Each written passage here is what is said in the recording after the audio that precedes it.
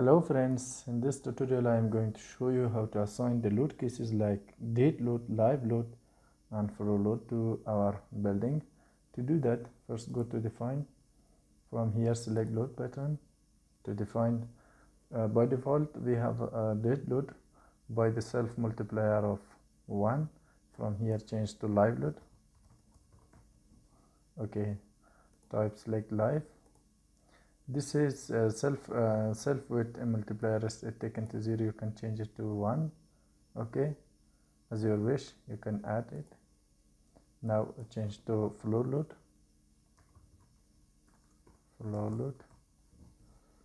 Select from here roof load, live load. We don't have here.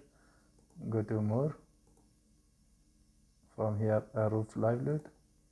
Self multiplier is taken to 0. We select.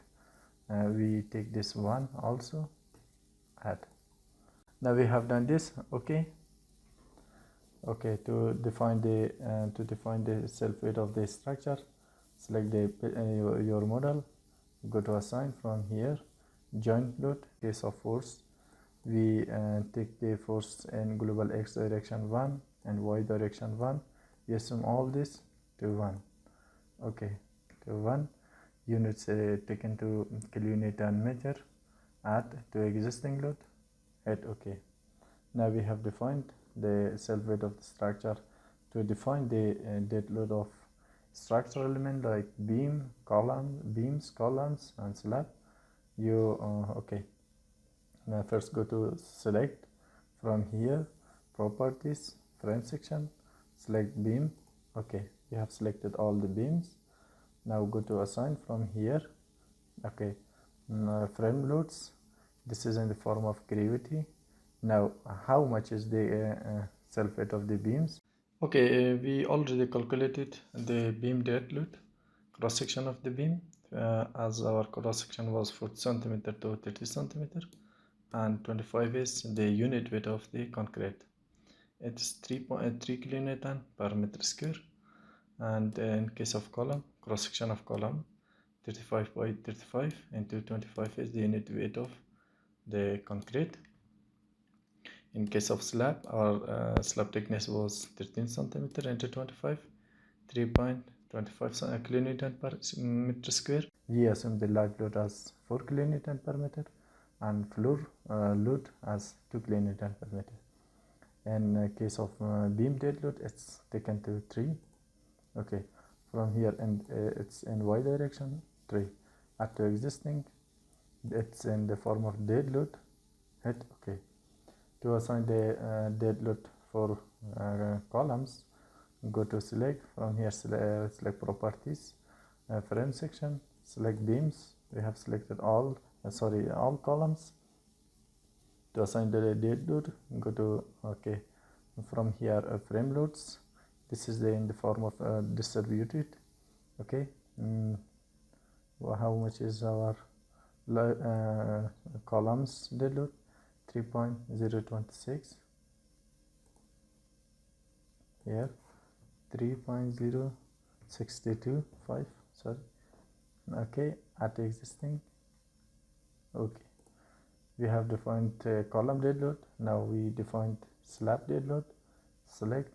From here area section, okay, slab. Okay, we have selected all the slab.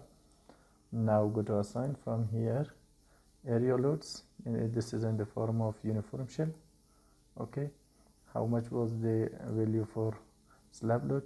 3.25. okay, this is 3.25 kilonewton. As can you see here, it's in the form of dead load at the existing. Okay, now to define the live load, go to select. From here select. Okay, from here area load, select slab. We have selected the slab. Go to assign. From here okay, area loads, uniform shell. From here change to live load. Okay, how much was our live load? It's taken, assume it to 4 kilonewton per meter at the existing. Okay, to assign floor load, okay, select your model. From here control all. Okay, go to assign. From here Okay, area loads, uniform shell.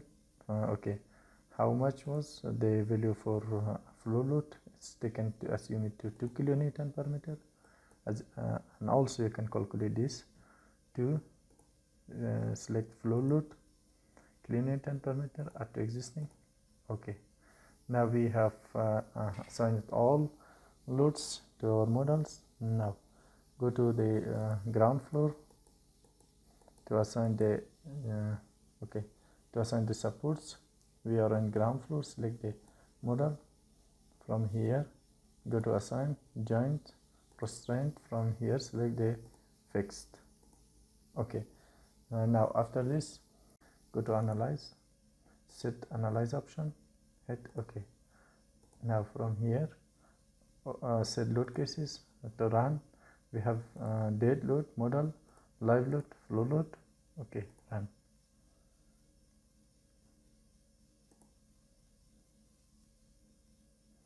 Okay, you select this window as 3D. This is our model and deflected shape, as you can see here. Start animation here. It will animate in this spot. Stop this. Okay, after the analyzing, let's check for the deflection value, shear value, and bending moment value. Go to display. From here select table. Okay, from here select load cases, select dead load. Okay, from here unselect all this.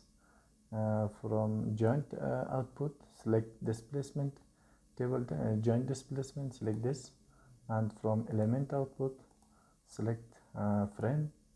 Okay, element forces, select this. Okay, now here P is the lateral forces, V2 is the shear forces in X direction, V3 is the shear forces in the Y direction, T is the torsion, M is the moment in X direction, M3 is the moment in Y direction, and from here joint displacement. Okay, U1, U2, and U3 is the displacement in X, Y, and Z direction. As you can see here, the reaction R1, R2, and R3 reaction in X, Y, and Z. Thanks for watching. Please subscribe my channel.